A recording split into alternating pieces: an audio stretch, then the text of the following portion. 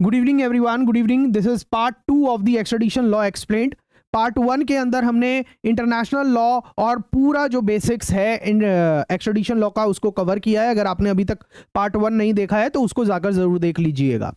Part 2 में हम क्या डिस्कस करने वाले हैं, बहुत इंटरेस्टिंग चीजें, जैसे जो भारत के एक्स्ट्राडिशन बैटल्स हैं उनको डिस्कस करेंगे। और अब हम देखेंगे कि इंडिया का ग्लोबल ट्रीटी नेटवर्क कैसा है। 50 से ज्यादा देशों के साथ हमने बायलैटरल एग्रीमेंट जो किए हुए हैं फॉर एक्स्ट्राडिशन, उनके बारे में थोड़ी इंपॉर्टेंट बातें देखेंगे। लेकिन ये तो सिर्फ शुरुआत है। हम इंडिया यूएस एक्स्ट्राडिशन ट्रीटी को काफी डिटेल में देखेंगे और कैसे तहव्वुर राना के एक्स्ट्राडिशन के अंदर जो ये हमारी इंडिया यूएस बायलैटरल ट्रीटी है एक्स्ट्राडिशन के रिगार्डिंग, वो कैसे इंप्लीमेंट हुई या कैसे हमने उसको रियल लाइफ के अंदर देखा है काम करते हुए, वो सारे सिनेरियो हम जानेंगे। और ये भी समझेंगे कि विजय माल्या और मेहुल चोकसी जैसे फ्यूजिटिव अभी तक क्यों भाग रहे हैं, क्यों वो भारत के कानूनी शिकंजे से दूर भाग रहे हैं और हम उन्हें आज तक भारत के अंदर लाने के अंदर अभी तक क्यों एबल नहीं हो पाए हैं। इंडिया के एक्स्ट्राडिशन चैलेंजेस क्या हैं, उनको भी आज हम समझेंगे। क्या इंडिया के एक्स्ट्राडिशन लॉ ग्लोबल स्टेज पे शाइन करेगा या फिर जो फ्यूजिटिव हैं, जो भारत के भगौड़े हैं, वो ऐसे ही पूरे लीगल प्रोसेस को चकमा देते रहेंगे। मेरे साथ इस सेशन में आपको डिटेल्ड रियल केसेस को समझाया जाएगा और भी बहुत बातें जो आपके जुडिशरी और एपीओ एग्जामिनेशन के रेफरेंस में इंपॉर्टेंट है on the international extradition law, उसको भी समझाया जाएगा। चलिए सेशन को स्टार्ट कर रहे हैं। आज हम जहां से स्टार्ट कर रहे हैं वो बायलैटरल और मल्टीलैटरल एक्स्ट्राडिशन ट्रीटीज जो भारत की हैं उनके रिगार्डिंग हमारा डिस्कशन अभी स्टार्ट है।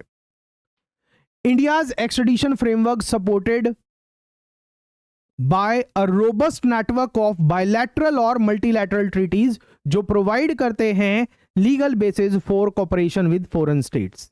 लेट्स एक्सप्लोर ये ट्रीटीज क्या हैं और उनका सिग्निफिकेंस क्या है। अभी हम खड़े हैं जून 2025 में। जून 2025 तक भारत के पास बायलैटरल एक्स्ट्राडिशन ट्रीटी है विद ओवर 50 कंट्रीज। 50 से देशों के साथ, ज़्यादा देशों के साथ हमारी बायलैटरल एक्स्ट्राडिशन ट्रीटी है, including the United states, United kingdom, Canada, Australia and the United Arab अमीरात। इसके साथ ही एक्स्ट्राडिशन अरेंजमेंट भी हैं विद 12 अदर कंट्रीज जैसे कि सिंगापुर और श्रीलंका। ये बायलैटरल ट्रीटीज टेलर्ड हैं to India's strategic or legal priorities, often focusing on the crimes like terrorism, financial fraud, or organized crime. They include standard provisions like dual criminality, speciality, or human rights safeguards. For example, India-US extradition treaty pivotal raha hai in cases like Tahawwur Rana, while the India-UK treaty central है to Vijay Mallya और the Nirav Modi के cases में। India is also a party to the multilateral conventions जो facilitate करती है extradition, जैसे United Nation convention against transnational organised crime UNTOC, United Nation convention against transnational organised crime UNTOC, आप note down कर लीजिएगा। और the United Nation convention against corruption UNCAC भी यहां पर इंपॉर्टेंट है। These conventions obligate India to cooperate in extraditing individuals involved in the organized crime, corruption or related offenses, even without a bilateral treaty। जो ये convention है हमें किसी ऐसे देश से भी भगौड़े को अपने यहाँ एक्स्ट्राडाइट करने में मदद करती है, चाहे उसके साथ हमने बायलैटरल ट्रीटी नहीं की हो, हम इन कन्वेंशन के थ्रू भी वहाँ उस देश के साथ एक्स्ट्राडिशन करवा सकते हैं अपने भगौड़े का। या फिर यहाँ पर कोई उस देश का फ्यूजिटिव आया हुआ है क्राइम करके, तो उसको हम वहां पर भेज सकते हैं with the help of these treaties और the convention. For instance UNTOC का यूज हुआ है in cases involving economic offences like Mehul Choksi. ये बात आप ध्यान रखिएगा। मेहुल चोकसी जैसे केसेस के अंदर UNTOC का यूज हुआ है।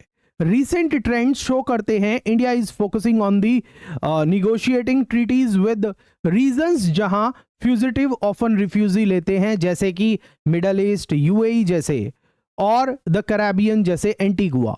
ये एफर्ट्स रिफ्लेक्ट करते हैं इंडिया के growing emphasis on the tackling economic crimes और टेररिज्म जैसे रिसेंट केसेस में देखा गया है। अब बात करते हैं की provisions in India extradition treaties की, जो हमने जो बायलैटरल ट्रीटीज की हैं दूसरे देशों के साथ साथ, उसके अंदर जो अहम बातें हैं, उसके अंदर जो इंपॉर्टेंट चीजें हैं, उनको अभी हम डिस्कस कर रहे हैं। आप बताइएगा मेरी आवाज आपको बिल्कुल ठीक आ रही है तो ये भी बताइएगा, और आपका कोई सवाल है तो वो भी कमेंट सेक्शन के अंदर पूछ लीजिएगा। Let's take a closer look at the key provision in the extradition treaties जो अलाइन करते हैं with the international norms while addressing India specific concern, जैसे कि टेररिज्म और economic crime. First, treaties include a list of extraditable offenses typically covering serious offenses जैसे कि murder, terrorism, drug trafficking और financial fraud.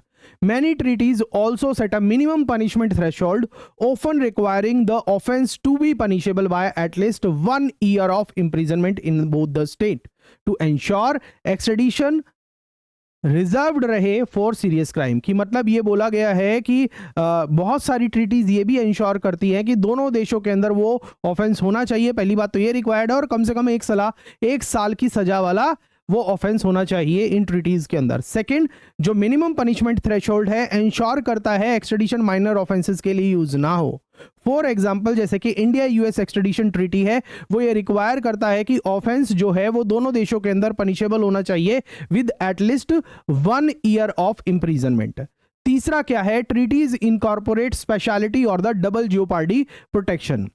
Specially these principle ensure करते हैं कि fugitive को प्रोसिक्यूट किया जाए ओनली फॉर द ऑफेंसेस जिसके लिए उसको एक्सट्रेडिशन किया गया है, एक्सट्रेडिशन ग्रांट हुई है। While double jeopardy protection prevent extradition if fugitive को ऑलरेडी उसको सजा मिल चुकी है जहां पर वो अभी है, तो ऐसी सिचुएशन के अंदर तभी भी एक्सट्रेडिशन नहीं होगा। फाइनली, ह्यूमन राइट्स गारंटीज भी एक की फीचर हैं भारत की ट्रीटीज का, विच ऑफन इंक्लूड अश्योरेंस के फ्यूजिटिव को भारत के अंदर टॉर्चर नहीं किया जाएगा, डेथ पेनल्टी अवार्ड नहीं की जाएगी, या फिर अनफेयर ट्रायल नहीं होगा। ये गारंटी क्रिटिकल होते हैं when seeking extradition from western state जो इंडिया के ह्यूमन राइट्स रिकॉर्ड को काफी स्क्रूटनाइज करते हैं।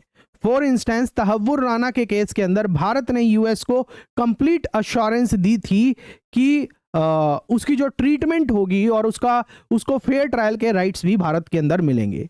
अब बात करते हैं इंडिया यूएस एक्सट्रेडिशन ट्रीटी के बारे में डिटेल में, इसकी खास बातों को अभी हम डिस्कस करने वाले हैं।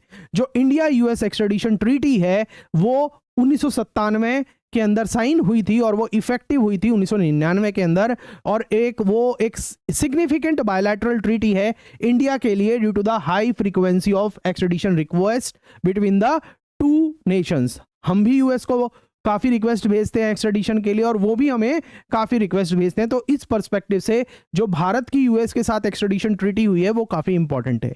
लेट्स एक्सप्लोर इसके key features specially in the line of the role in Tahawwur Rana extradition in 2025। आपको पता है अप्रैल 2025 के अंदर यूएस से तहव्वुर राना को एक्सट्रेडाइट किया गया है भारत में, तो उसके एस्पेक्ट में हम इस ट्रीटी को देखते हैं। पहला क्या है, जो ये इंडिया यूएस ट्रीटी है, this sets the detailed procedural requirement. Article 9 require करता है कि requesting state sufficient evidence provide करे to establish probable cause aligning with the US legal standard. इसमें इंक्लूड होता है a specified description of the crime, applicable laws और supporting documents like witness statement और the arrest warrant।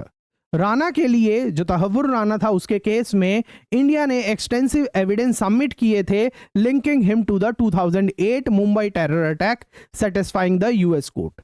Second, अगर हम बात करें specially the principle under article 17 which ensures के एक्सट्रेडिटेड पर्सन को प्रोसिक्यूट किया जाएगा only for the offences specified in the extradition. जो ऑफेंस एक्सट्रेडिशन के अंदर मेंशन है सिर्फ उसी के लिए भारत के अंदर प्रोसिक्यूट किया जाएगा unless the requested state consent to the additional charges. Rana के केस में इंडिया ने यूएस को अश्योर्ड किया कि सिर्फ मुंबई अटैक्स के रिलेटेड चार्जेस के लिए ही तहव्वुर राणा को प्रोसिक्यूट किया जाएगा as specified in the extradition request from the side of India. तीसरा क्या है इंडिया यूएस ट्रीटी का बहुत इंपॉर्टेंट एस्पेक्ट जिसको हम डिस्कस कर रहे हैं, वो ये है कि this treaty includes human right safeguards very well. Article 6 prevents extradition if the person has been convicted या acquitted of the same offense in the requested state. कि मतलब अगर जिसके लिए हमने यूएस को रिक्वेस्ट दी है एक्स्ट्राडाइट करने के लिए, हमारे यहाँ वापस लेके आने के लिए उस क्रिमिनल को, ताकि हम उसको सजा दे सकें, अगर उस क्रिमिनल को आर्टिकल 6 के मुताबिक, आर्टिकल 6 में ये लिखा गया है इंडिया यूएस ट्रीटी के अंदर कि अगर उसको ऑलरेडी यूएस के अंदर सजा दी जा चुकी है या उसको एक्विट कर दिया गया है, तो उसका एक्स्ट्रेडिशन नहीं होगा because of the principle of the double jeopardy.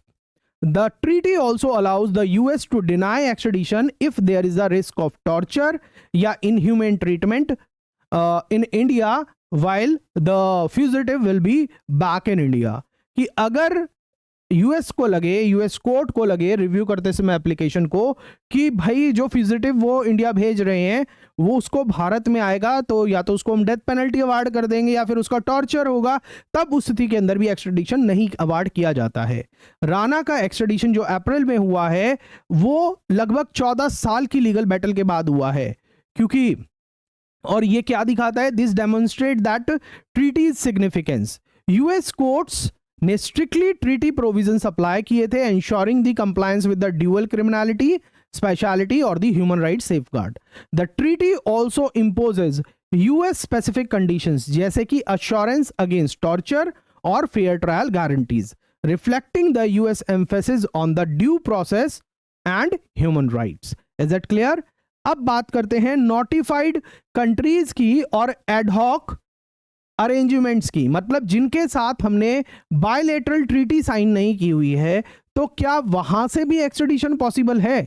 क्या उन देशों के साथ भी हम किसी क्रिमिनल का एक्स्ट्रेडिशन कर सकते हैं या नहीं कर सकते, उसी के ऊपर डिस्कस कर रहे हैं.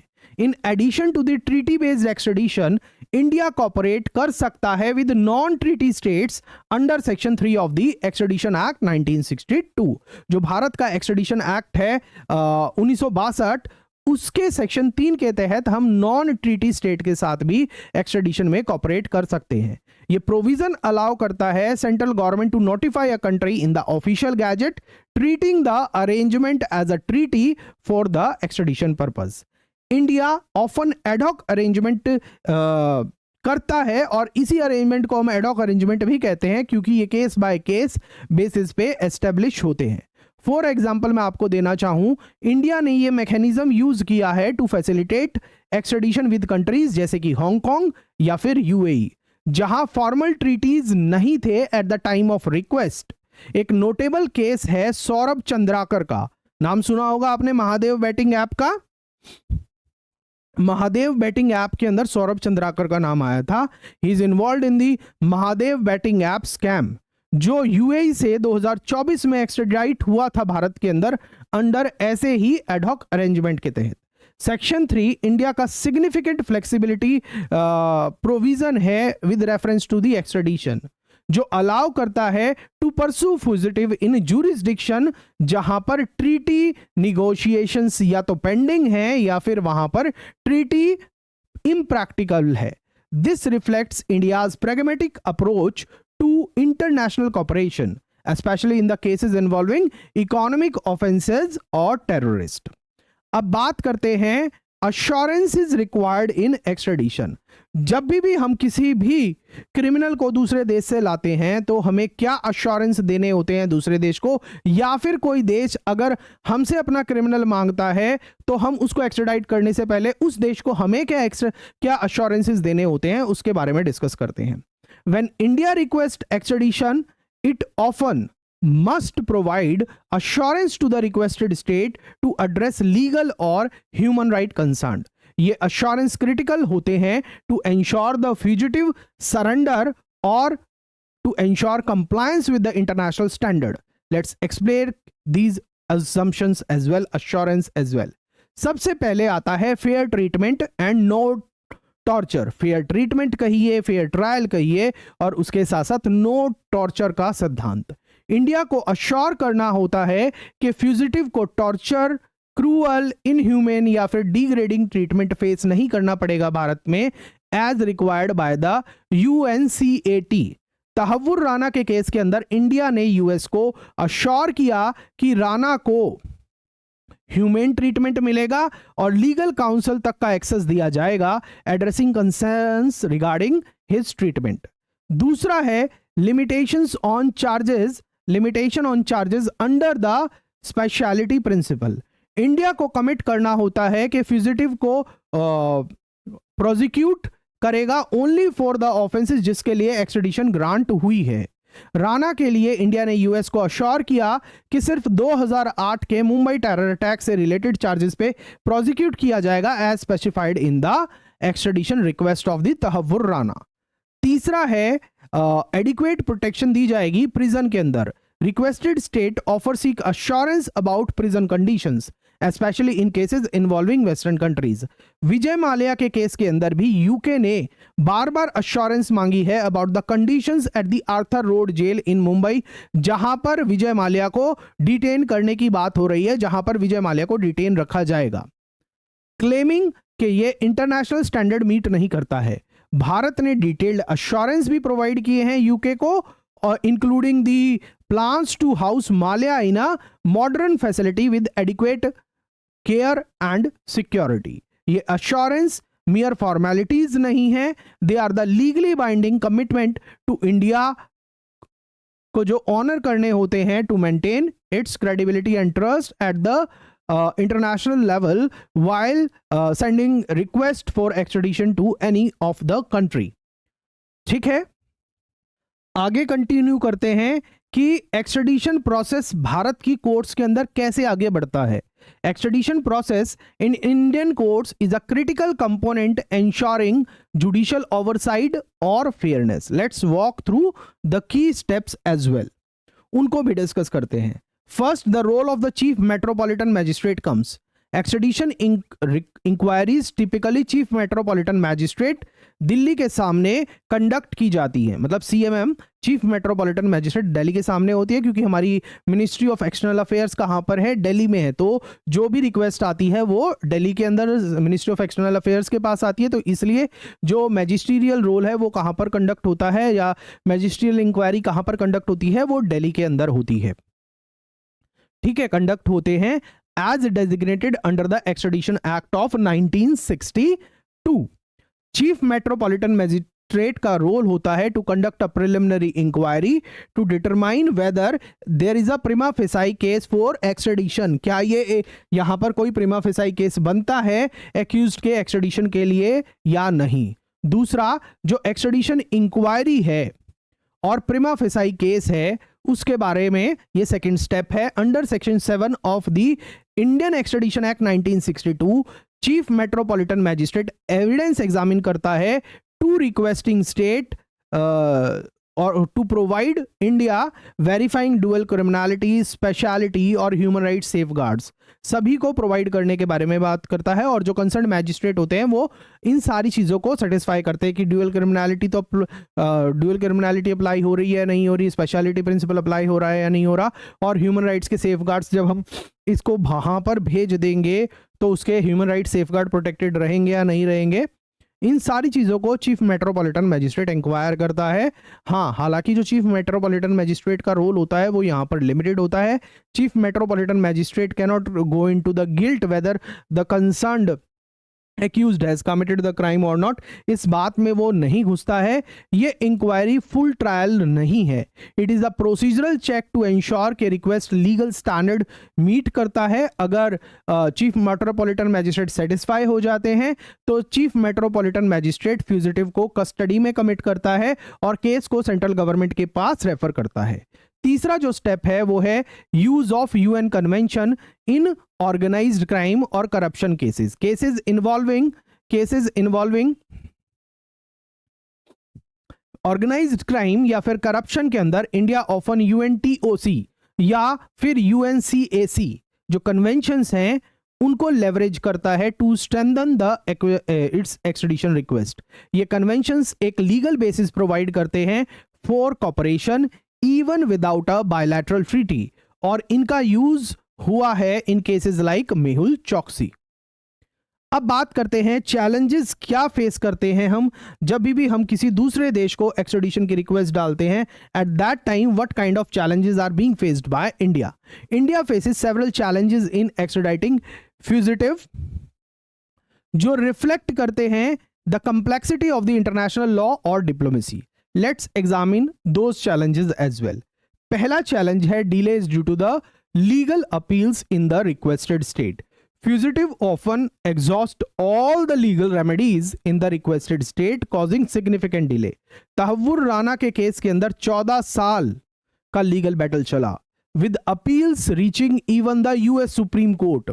While विजय माल्या 2017 से यूके में मल्टीपल अपील्स के थ्रू एक्सट्रेडिशन से लड़ रहा है और सारा का सारा प्रोसेस डिले कर रहा है। सेकंड, डिप्लोमेटिक और पॉलिटिकल निगोशिएशन।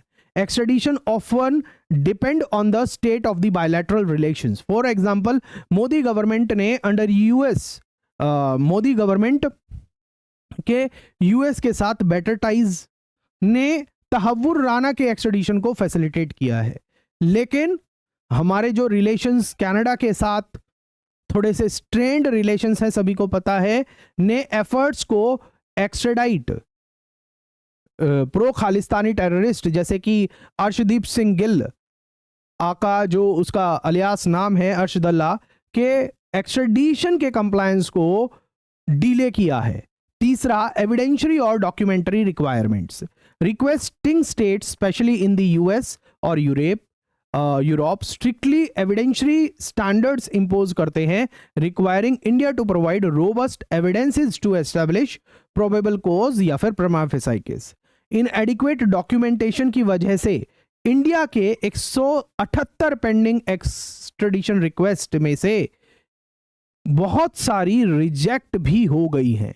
फाइनली बात करते हैं human rights scrutiny by the foreign courts. Western court often जो ह्यूमन राइट्स की का जो एस्पेक्ट है उसको काफी ज्यादा स्क्रूटनाइज करते हैं जब भी हमारी तरफ से कोई रिक्वेस्ट जाती है, particularly regarding the prison conditions और the risk of torture.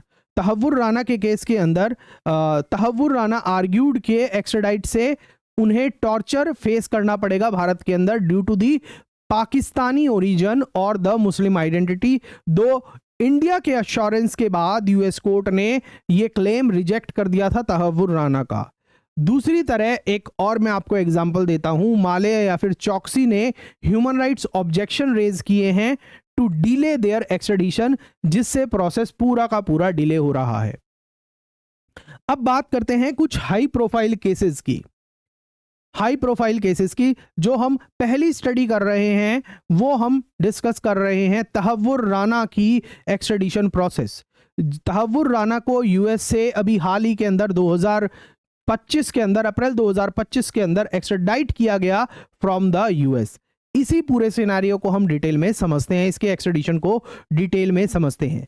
Tahawwur Hussain Rana कौन है? Accused in the 2008 Mumbai terrorist attack, जिसमें 166 लोगों की जान चली गई, इंक्लूडिंग 6 अमेरिकन। राना को यूएस से इंडिया एक्सट्राडाइट किया गया इन अप्रैल 2025, जो इंडिया के काउंटर टेररिज्म एफर्ट्स के लिए एक बड़ी जीत थी। केस की बैकग्राउंड की बात करें तो राना एक कनाडियन सिटीजन और पाकिस्तानी ओरिजिन का शिकागो बेस्ड बिजनेसमैन था और फॉर्मर पाकिस्तानी आर्मी डॉक्टर भी था। उस पे एक्यूजेशन थे कि उसने मुंबई अटैक्स में लॉजिस्टिकल सपोर्ट दिया अपने childhood friend David Coleman Headley को, जिन्होंने मुंबई में रेकी की थी। नेशनल इन्वेस्टिगेटिंग एजेंसी एनआईए ने 2011 में राणा के खिलाफ चार्जशीट फाइल की, accusing him of murder, waging war against India और violation under the UAPA act of 1967। India ने पहली बार 2011 में उसका एक्सट्रेडिशन मांगा था, लेकिन यूएस में लीगल चैलेंजेस की वजह से पूरा का पूरा प्रोसेस डिले हुआ। लीगल लार्जर बैटल यूएस के अंदर क्या थी या लीगल बैटल यूएस के अंदर क्या थी उसको समझते हैं। राणा को एफबीआई ने 2009 में अरेस्ट किया था और 2011 में अनरिलेटेड कॉन्स्पिरेसी चार्जेस पे कन्विक्ट किया गया था यूएस में, जिसमें राणा को 14 साल की सेंटेंस मिली थी। 14 साल की प्रिजन सेंटेंस मिला था यूएस के अंदर। Conspiracy charges which are not related to the Mumbai attack, they are all together unrelated charges, जिसमें 14 साल की सजा दी गई तहव्वुर राणा, जिसकी फोटो आप देख पा रहे हैं स्क्रीन पे, इसको मिली यूएस में। ठीक है, 14 साल की मिली, 2011 में मिली, तो वो चलती कब तक? 2025 तक।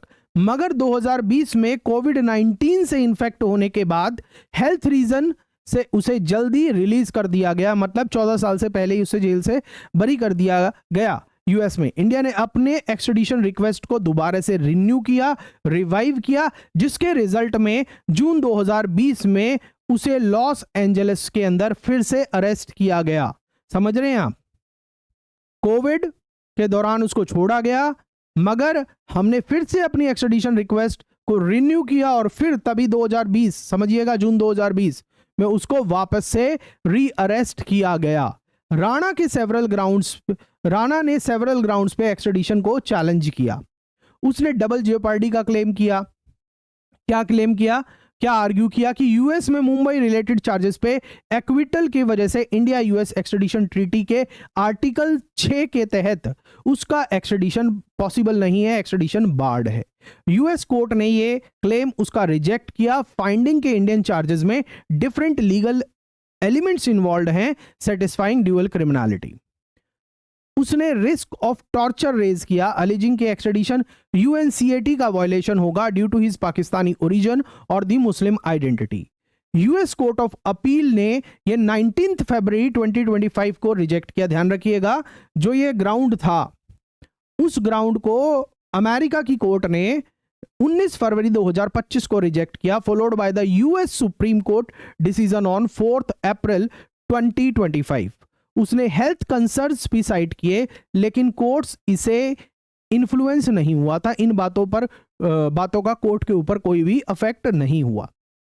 यूएस डिस्ट्रिक्ट कोर्ट ने राणा के एक्सट्रेडिशन को 16 मई 2023 को अप्रूव किया। ध्यान रखिएगा, यूएस के डिस्ट्रिक्ट लेवल के कोर्ट ने, डिस्ट्रिक्ट लेवल के मैजिस्ट्रेट ने राणा के एक्सट्रेडिशन को 16 मई 2023 को अप्रूव किया। एक डिसीजन जो 9th circuit court of appeal ने 15 अगस्त 2024 को और यूएस की सुप्रीम कोर्ट ने 21 जनवरी 2025 को अपहोल्ड किया। मतलब डिस्ट्रिक्ट कोर्ट से सर्किट कोर्ट में गया और सर्किट कोर्ट से यूएस सुप्रीम कोर्ट में भी वो डिसीजन आया और वो भारत के हक में आया कि हाँ भाई इसका एक्सट्रेडिशन होगा। यूएस सुप्रीम कोर्ट ने कब दिया डिसीजन? 21 जनवरी 2025 को, और अप्रैल के अंदर उसको भारत में लाया जा चुका है, आपको पता है।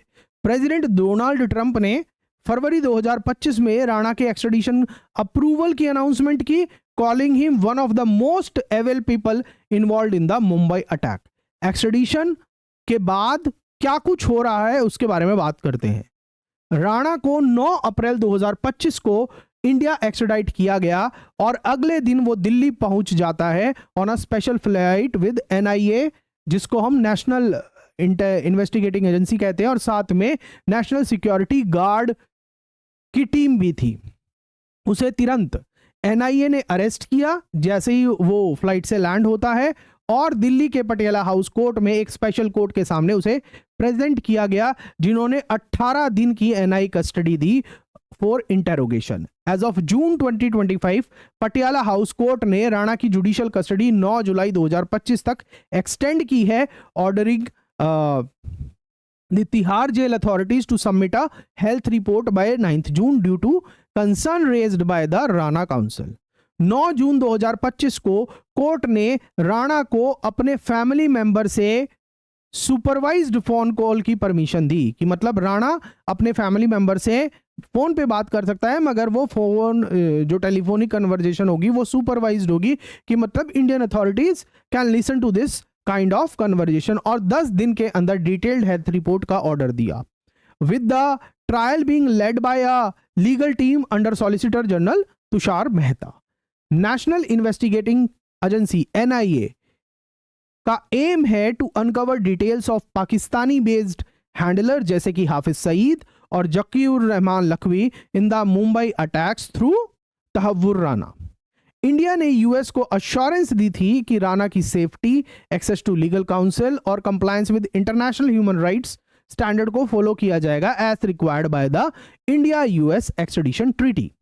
सिग्निफिकेंस राणा, अब इस पूरे प्रोसेस का क्या सिग्निफिकेंस है आप मुझे भी बताइएगा कि कमेंट सेक्शन के अंदर अभी तक आपको ये सेशन कैसा लग रहा है, डिटेल्ड इंटरेस्टिंग लग रहा है नहीं, आप इस सेशन से कुछ सीख पा रहे हैं नहीं, आप कमेंट सेक्शन के अंदर बताइएगा। सिग्निफिकेंस क्या है? राणा का एक्सट्रेडिशन इंडिया के लिए एक मेजर डिप्लोमेटिक सक्सेस है, reflecting India's growing international legal diplomacy under the Modi government. This underlines India's resolve to bring terrorists to justice and future terrorism related extraditions के लिए प्रेसिडेंट सेट करता है। अब बात करते हैं कुछ और पेंडिंग एक्सट्रेडिशन की। जनाब आपके सामने है Vijay Mallya, the king of good times, so called king of good times, जिन्होंने अभी हाल ही के अंदर अपनी इमेज सुधारने के लिए एक पॉडकास्ट दिया है। ब्रांडिंग एंड मार्केटिंग के लिए भी पॉडकास्ट यूज होता है, I hope you know that. खैर हम उस चीज में नहीं जाएंगे, हम बात कर रहे हैं एक्सट्रेडिशन के एस्पेक्ट के रेफरेंस में। Let's now examine the pending extradition of Vijay Mallya, one of the India's most high profile fugitive, जो वांटेड है फॉर फाइनेंशियल फ्रॉड और money laundering related to the default of ₹9,000 crore in loans by his now defunct Kingfisher Airlines. Case की background के बारे में बात करें तो मलाया एक फॉर्मर बिजनेसमैन और राज्यसभा मेंबर हैं, एक्यूज्ड हैं defrauding consortium of Indian banks led by the State Bank of India through fraudulent loans or fund misuse. Central Bureau Investigation और एनफोर्समेंट डायरेक्टोरेट ने उसके खिलाफ मल्टीपल केसेस फाइल किए हैं, including charges for cheating, criminal conspiracy और money laundering under the prevention of money laundering act. Mallya 2016 में UK भाग गया था और इंडिया 2017 से उसका एक्सट्रेडिशन मांग रहा है यूके से। अब इसके एक्सट्रेडिशन स्टेटस की बात करते हैं, करंट स्टेटस क्या है। इंडिया ने 2017 में एक फॉर्मल एक्सट्रेडिशन रिक्वेस्ट सबमिट किया था यूके को under India UK extradition treaty. 2017 में हमने सबसे पहले यूके को बोला कि भाई हमने आपके साथ ट्रीटी की हुई है, इंडिया यूके एक्सट्रेडिशन ट्रीटी, तो उसके तहत इस बंदे को भेज दो हमारे यहाँ, हमें इससे पैसा भी वापस लेना है और इसको जेल वेल में भी डालना है, supported by the extensive evidence, जैसे कि लोन एग्रीमेंट, हमने एविडेंस भी सप्लाई की है यूके को, लोन एग्रीमेंट, फाइनेंशियल रिकॉर्ड्स और विटनेस स्टेटमेंट जो एस्टेब्लिश करते हैं प्रोबेबल कोज को कि हाँ इसने ये क्राइम किया है। यूके हाई कोर्ट ने माल्या के एक्सट्रेडिशन को 2019 में अप्रूव किया। मानिए, ध्यान दीजिएगा, यूके हाई कोर्ट ने माल्या के एक्सट्रेडिशन को 2019 के अंदर ऑलरेडी अप्रूव कर दिया है, फाइंडिंग के इंडिया ने फ्रॉड और मनी लॉन्ड्रिंग का जो प्रिमा फेसाई केस है उसको उसके सामने एस्टैब्लिश कर दिया है। कोर्ट ने माल्या के ये आर्ग्यूमेंट भी रिजेक्ट किए कि चार्जेस पॉलिटिकली मोटिवेटेड थे, नोटिंग के इस मैग्नीट्यूड के फाइनेंशियल क्राइम्स एक्सट्रेडिशन को जस्टिफाई नहीं कर सकते। हाउएवर अगर हम जून 2025 प्रेजेंट स्टेटस की बात करें तो माल्या का एक्सट्रेडिशन यूके होम ऑफिस के पास अभी पेंडिंग है due to confidential legal matter. कोई कॉन्फिडेंशियल लीगल मैटर चल रहा है उसका यूके के अंदर, उस वजह से यूके के होम अफेयर्स के पास, होम ऑफिस के पास उसकी जो एक्सट्रेडिशन है जो कोर्ट ने अप्रूव किया था, हाई कोर्ट ने अप्रूव किया था, वो अभी पेंडिंग है क्योंकि पहले वो कॉन्फिडेंशियल लीगल मैटर रिजॉल्व होगा। अब वो कॉन्फिडेंशियल लीगल मैटर क्या है? जो बिलीव है, जो हम सोचते हैं, जो हमें लगता है या as per the news reports लगता है कि it is related to an asylum application जो पहले रिजॉल्व होना चाहिए as per the UK laws, कि उसने शरण मांगी है, उसने रेफ्यूजी मांगा है यूके के अंदर कि मुझे मत भेजो इंडिया, मुझे यहीं पे आप शरण दे दो, असाइलम दे दो। तो इस पर लीगल मैटर चल रहा है। जब तक उसका डिसीजन नहीं आएगा तब तक एक्स्ट्रेडिशन के बाद अंदर बात आगे नहीं बढ़ पाएगी, क्योंकि यूके के लॉज के हिसाब से ये मैटर पहले डिसाइड होना चाहिए असाइलम वाला, फिर एक्स्ट्रेडिशन का बाद में वो डिसाइड करेंगे। माल्या ने मल्टीपल अपील्स फाइल किए हैं अपने एक्स्ट्रेडिशन के अगेंस्ट, आर्ग्यूइंग के एक्स्ट्रेडिशन उसके ह्यूमन राइट्स को वायलेट करेगा ड्यू टू इंडिया का जो प्रिजन कंडीशन सिस्टम है वो बिल्कुल खराब है और अनफेयर ट्रायल भी उसको मिल सकता है, ये उसका कहना है। ये कह रहा है कि अगर मुझे भारत भेज दिया गया तो मेरा अनफेयर ट्रायल हो जाएगा। उसने स्पेसिफिकली आर्थर रोड जेल जो मुंबई के अंदर है उसके बारे में कंसर्न रेज किए हैं, क्लेमिंग कि ये इंटरनेशनल स्टैंडर्ड मीट नहीं करता है। इंडिया ने डिटेल्ड अश्योरेंस प्रोवाइड किए हैं to UK including plans to house Mallya in a modern facility with adequate medical care और स्क्रूटनी।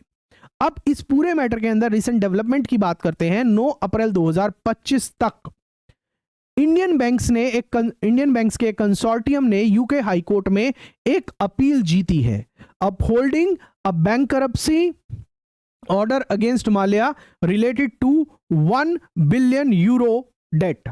माल्या ने हेल्थ इश्यूज और ऑनगोइंग लीगल चैलेंज को साइट करके अपने एक्स्ट्रेडिशन प्रोसेस में डिले की कोशिश की है, लेकिन इंडिया डिप्लोमेटिक चैनल्स के थ्रू यूके होम ऑफिस पे प्रेशर डाल रहा है to expedite the process. Hopefully इसका एक्स्ट्रेडिशन भी जल्दी हो जाए।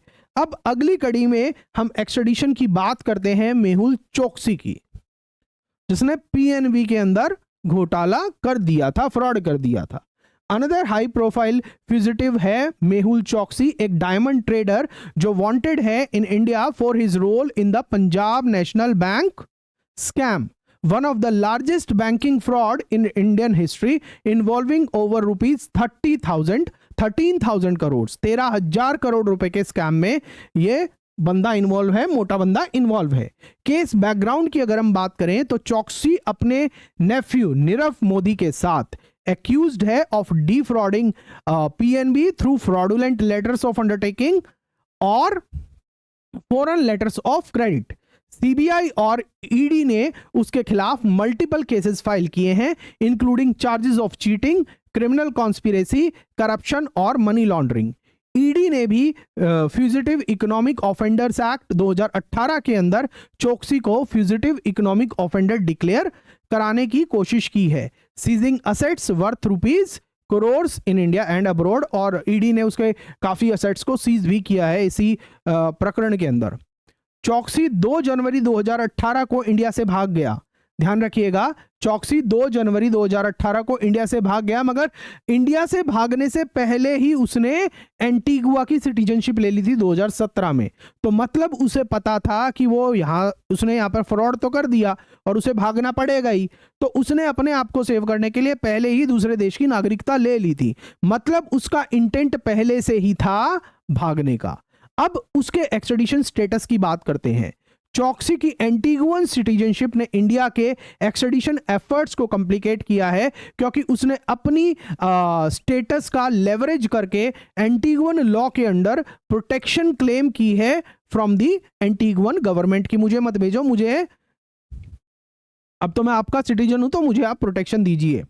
2021 में उसने अलेज किया कि उसे एंटीगुआ से अबडक्ट किया गया। देखिएगा, ध्यान रखिएगा, 2021 में उसने आरोप लगा दिए कि भाई उसको एंटीगुआ से अबडक्ट कर लिया गया, किडनैप कर लिया गया, टॉर्चर किया गया और डोमिनियन रिपब्लिक के अंदर ट्रैफिक किया गया, जहां उसे इलीगल एंट्री के लिए अरेस्ट किया गया। चार्जेस बाद में ड्रॉप हो गए। इस इंसिडेंट की वजह से 2022 में उसका इंटरपोल रेड कॉर्नर नोटिस हटा दिया गया। उसने ये एलिगेशन लगाया कि मुझे अबडक्ट किया गया दूसरे देश में, तो इस वजह से उसके खिलाफ जो रेड कॉर्नर नोटिस था वो हटा दिया गया। दो सीबीआई ने सक्सेसफुली अपील फाइल की, उसे रीइंस्टेट करवा दिया और अब उसके खिलाफ जो रेड कॉर्नर नोटिस पहले हट गया था अब वो फिर से लागू है। 12 अप्रैल 2025 को चोकसी को बेल्जियम में अरेस्ट किया गया। ध्यान रखिएगा, 12 अप्रैल 2025 को मेहुल चोकसी को बेल्जियम में अरेस्ट किया गया eight India's request following renewed extradition request by the CBI और ED in September 2025। क्योंकि हमने CBI और ED के थ्रू 2024 में फिर से अपनी एक्सट्रेडिशन रिक्वेस्ट को रिवाइव किया, उसके एवज में 12 अप्रैल 2025 को चोक्सी को बेल्जियम में अरेस्ट किया गया। मतलब राइट ट्रैक पर हैं। चोक्सी पिछले 6 महीने से बेल्जियम में रह रहा था, reportedly planning to travel to Switzerland for cancer treatment. जब उसे डिटेन किया गया, वो स्विट्जरलैंड जाना चाह रहा था बेल्जियम से अपनी कैंसर ट्रीटमेंट के लिए, ठीक है। तो और 6 महीने से था वो, तो उसी दौरान इंडिया के एक्सट्रेडिशन रिक्वेस्ट पर बेल्जियम में उसको डिटेन किया गया, अरेस्ट किया गया। चोक्सी के लायर कौन है? विजय अग्रवाल।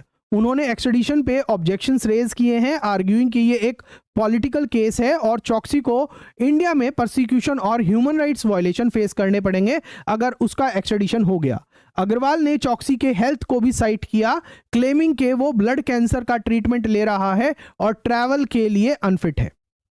इंडियन अथॉरिटीज ने काउंटर किया कि अगर चोक्सी बेल्जियम के लिए ट्रैवल कर सकता है ट्रीटमेंट के लिए, बेल्जियम से स्विट्जरलैंड के लिए ट्रीटमेंट के लिए ट्रैवल कर सकता है, तो वो इंडिया भी वापस आ सकता है। हम और हमारे यहां पर एडिक्वेट केयर अवेलेबल है। इंडिया एक्टिवली परस्यू कर रहा है चोक्सी का extradition through the diplomatic channels, with law minister Arjun Ram Meghwal citing India's diplomatic success in Tahawwur Rana case as a model for Choksi. However Choksi के से एक्सपेक्टेड है कि वो बेल्जियन कोर्ट में सारे लीगल रेमेडीज एग्जॉस्ट करेगा, वो अपील वगैरह फाइल करेगा, including A bail application on medical ground, जो प्रोसेस को और लंबा खींच सकते हैं। आप ये ध्यान रखिएगा। रीसेंट डेवलपमेंट क्या है? जून 2025 तक की बात करते हैं। चोक्सी बेल्जियम में कस्टडी में है और इंडियन एजेंसीज एक्सट्रेडिशन प्रोसीडिंग्स को फाइनलाइज करने के लिए काम कर रही है। ईडी डिपोर्टेशन भी एक्सप्लोर कर रहा है as an alternative route, given Choksi की जो एंटीगुअन सिटीजनशिप है और एक्सट्रेडिशन कॉम्प्लेक्सिटीज जो है। PNB scam whistleblower Hariprasad SV ने वार्न किया है कि चोक्सी माल्या की तरह टॉप लॉयर्स हायर करने और इंडिया के एफर्ट्स को फेल करने के रिसोर्सेज रखता है, प्रिडिक्टिंग ए प्रोलॉन्ग्ड लीगल बैटल। ऑब्वियसली इसने इतने 13,000 करोड़ रुपए का स्कैम किया, पैसे वैसे तो हैं ही लॉयर हायर करने के लिए, तो अपने प्रोसेस को तो डिले करेगा ही ना।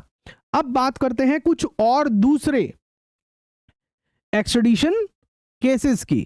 राणा, माल्या और चोक्सी के अलावा several other notable extradition cases भी हैं जो इंडिया के ट्रैक रिकॉर्ड और चैलेंज को बताता है in bringing back India's criminal. Let's briefly examine ऐसे ही 3 केसेस को। पहला है अबू सलेम, एक गैंगस्टर जो इन्वॉल्व था 1993 मुंबई बॉम्ब ब्लास्ट में। सलेम को पुर्तगाल से 2005 में एक्स्ट्राडाइट किया गया था और भारत लाया गया था after a lengthy legal battle. Portugal ने स्ट्रिक्ट कंडीशन लगाई थी, including a ban on the death penalty or life imprisonment exceeding 25 years. मतलब कि जो पुर्तगाल ने कंडीशन लगाई थी ना, हम उसको डेथ पेनल्टी दे सकते हैं और लाइफ इंप्रिजनमेंट 25 साल से भी ज्यादा नहीं दे सकते। इंडिया ने ये कंडीशंस ऑनर किए और सलम जो अबू सलेम है वो करंटली लाइफ सेंटेंस सर्व कर रहा है। सेकंड, संजीव चावला, जो कौन है? एक्यूज्ड इन 2000 cricket match fixing scandal. Chawla को 2020 में यूएसए एक्स्ट्राडाइट किया गया, भारत लाया गया after 20 years of legal battle. UK ने इनिशियली इंडिया के प्रिजन कंडीशंस के बारे में कंसर्न्स रेज किए और एक्सट्रेडिशन अपोज किया था, लेकिन इंडिया ने तिहाड़ जेल में चावला की डिटेंशन के बारे में अश्योरेंस देकर यूके कोर्ट्स को सेटिस्फाई किया। तीसरा है David Coleman Headley, a co-conspirator in the 2008 Mumbai terror attacks. Headley को इंडिया एक्स्ट्राडाइट नहीं किया गया due to a 2010 plea deal with the US. 2010 plea deal with the US, जिसमें उसे एक्सट्रेडिशन इम्यूनिटी दी गई थी in exchange of 35 year sentence. US के अंदर उसने एक गिल्टी प्ली की थी और कहा था कि मैं इस ऑफेंस के लिए हां कर लूंगा अगर आप मुझे इंडिया एक्स्ट्राडाइट नहीं करेंगे, और उसके तहत डेविड कॉलमैन हेडली को यूएस की कोर्ट ने 35 साल की सजा दी और वो अभी वो सेंटेंस सर्व वहां पर कर रहा है। तो मतलब इसका कभी भी भारत में एक्सट्रेडिशन नहीं हो पाएगा एज पर दी इंडिया यूएस ट्रीटी, क्योंकि उसने ऑलरेडी यूएस के अंदर डील की है कि वो किसी ऑफेंस के लिए वहां पर एग्री किया है, प्ली किया है, जिसके अंदर उसको 35 साल की सजा मिली है, मगर उसका ग्राउंड ये था कि मुझे इंडिया एक्सट्राडाइट मत करना। हाउएवर इंडिया ने 2016 के अंदर उसको हम एक्सट्राडाइट नहीं किया, ना हम कर पाएंगे, मगर हमने उसका यूज किया है। हम उसको मतलब लीगल चैनल्स के थ्रू यूएस में बात करके, डिप्लोमेटिक लेवल पे, सभी लेवल पर बात करके उसको, उसकी टेस्टिमनी को हम यूज कर सकते हैं in proving the cases against the Mumbai terror attacks. ये सारी चीजें हैं और उसको यूज भी किया गया है। देखिएगा, भारत ने 2016 में वीडियो कॉन्फ्रेंसिंग के थ्रू उसकी टेस्टिमनी सिक्योर की, जो राणा और दूसरे लश्कर तैयबा के जो ऑपरेटिव्स हैं उनके खिलाफ केस बनाने में पिवोटल थी। काफी मदद की हमारी उसने, उस टेस्टिमनी ने। ये केसेस रिफ्लेक्ट करते हैं कि diverse outcomes of India's extradition effort from successful surrenders to alternative arrangement, जैसे कि टेस्टिमनी। अब बात करते हैं बैरियर्स क्या है, why are extradition efforts fail some time. क्यों कई बार हमारे जो एक्सट्रेडिशन एफर्ट्स हैं वो फेल हो जाते हैं, इसको समझने की बात करते हैं। इंडिया के एक्सट्रेडिशन रिक्वेस्ट कई बार फेल हुए हैं due to a combination of legal, diplomatic और procedural barriers. Let's examine the key reason. पहला है पॉलिटिकल असाइलम। रिफ्यूजीज जो फ्यूजिटिव जो होते हैं वो often seek asylum in the requested state claiming persecution in India. Anmol Bishnoi जो सिद्धू मूसेवाला के मर्डर के केस में वांटेड है, उसने 2024 में यूएस में असाइलम मांगा, जिसकी वजह से जून 2025 तक उसका एक्सट्रेडिशन डिले हो गया है। अभी तक उसका एक्सट्रेडिशन नहीं हो पाया है। दूसरा केस है नेशनैलिटी कंसर्न। वाइल इंडिया अपने सिटीजन्स को एक्सट्राडाइट करता है, कुछ रिक्वेस्टेड स्टेट अपने सिटीजन्स को एक्सट्राडाइट नहीं करते। चौकसी की एंटीगुअन सिटीजनशिप ने उसके एक्सट्रेडिशन को कॉम्प्लिकेट किया है, क्योंकि एंटीगुअन अपने सिटीजन्स को प्रोटेक्ट करने के अपने ऑब्लिगेशन को प्रायोरिटाइज करती है। तीसरा क्या है, लैक ऑफ ड्यूअल क्रिमिनलिटी। अगर ऑफेंस रिक्वेस्टेड स्टेट में क्राइम के रूप में रिकॉग्नाइज्ड नहीं है तो एक्सट्रेडिशन डिनाई हो सकता है। यस, लेस जो ये चीज है ये लेस कॉमन है, बट प्रॉब्लम अराइज कर सकता है in cases involving offences unique to Indian law. और चौथा है stringent evidentiary standards. Western jurisdiction जैसे कि यूएस और यूके वो रोबस्ट एविडेंसेस मांगते हैं टू एस्टैब्लिश प्रोबेबल कॉज या फिर prima facie case for extradition. Inadequate documentation की वजह से नीरव मोदी जैसे केसेस में डिले हुआ है।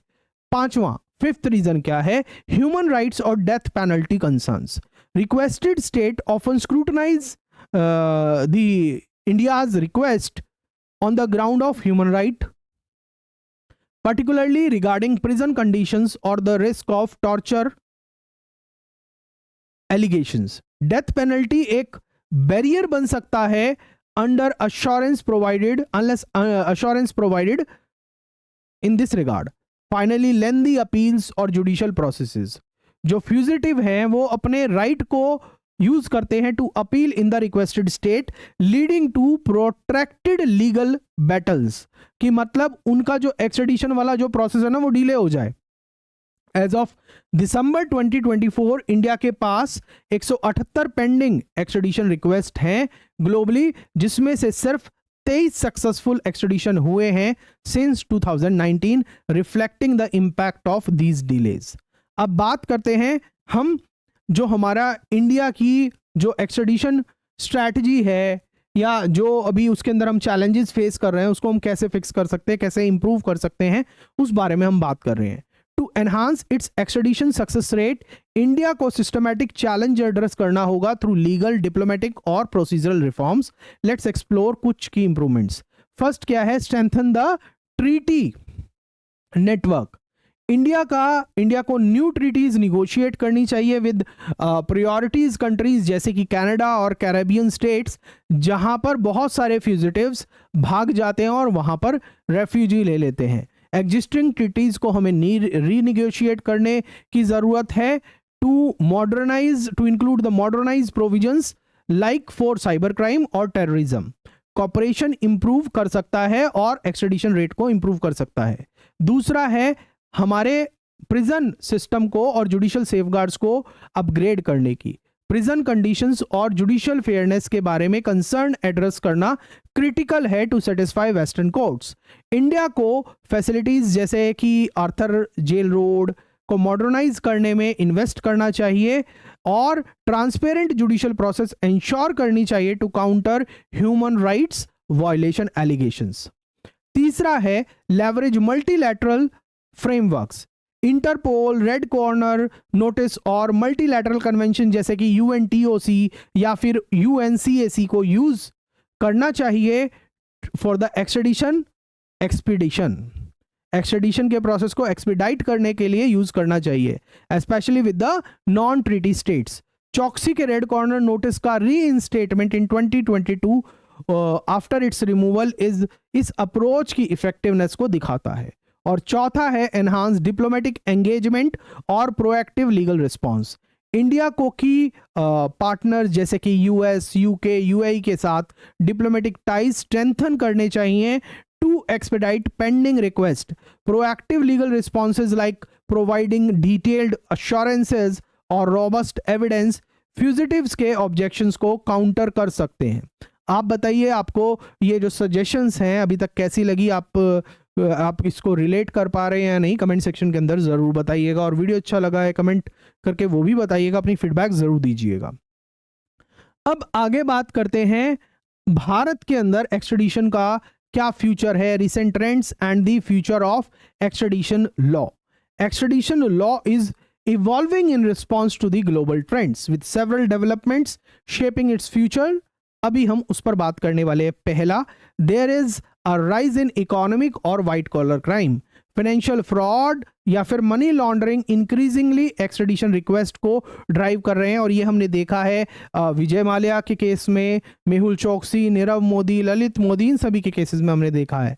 माल्या और चोकसी जैसे केसेस ये ट्रेंड रिफ्लेक्ट करते हैं क्योंकि इंडिया असेट रिकवरी और इकोनॉमिक ऑफेंडर्स को डेटर करने को प्रायोरिटाइज करता है। दूसरा है a rise in human right litigation.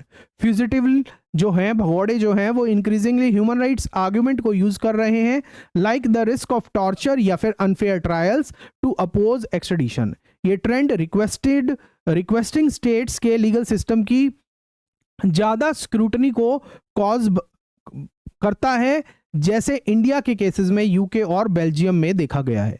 तीसरा है a shift towards multilateral treaties.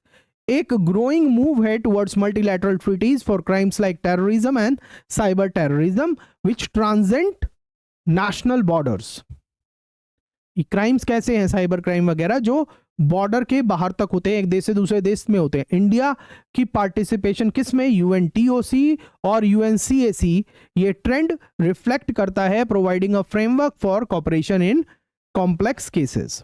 अब बात करते हैं पॉलिसी रिकमेंडेशन क्या है हमारी तरफ से to the government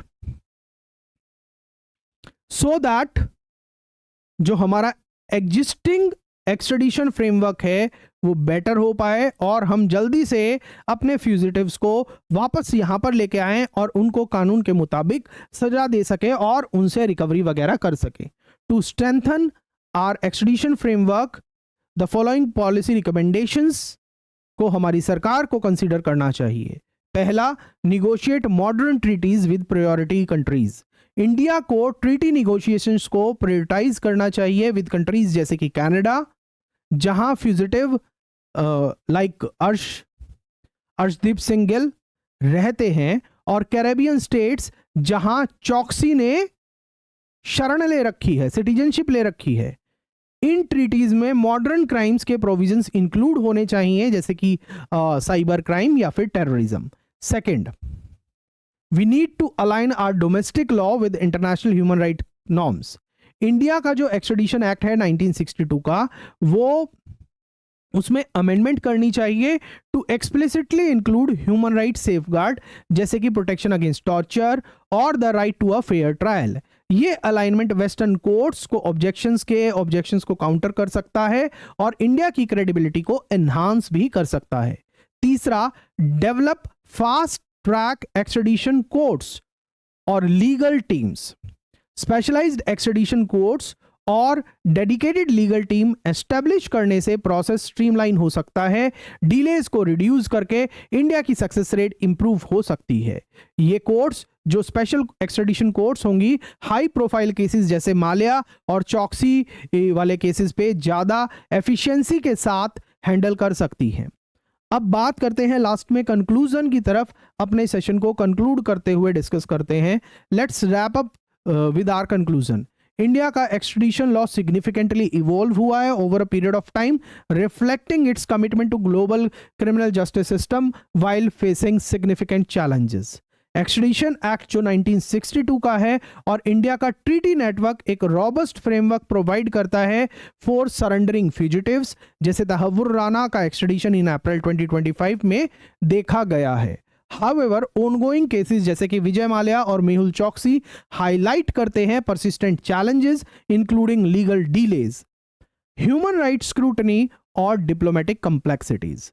Extradition remains a critical tool in a globalized era, especially जब भारत growing threats face कर रहा है from terrorism, financial fraud और organized crime.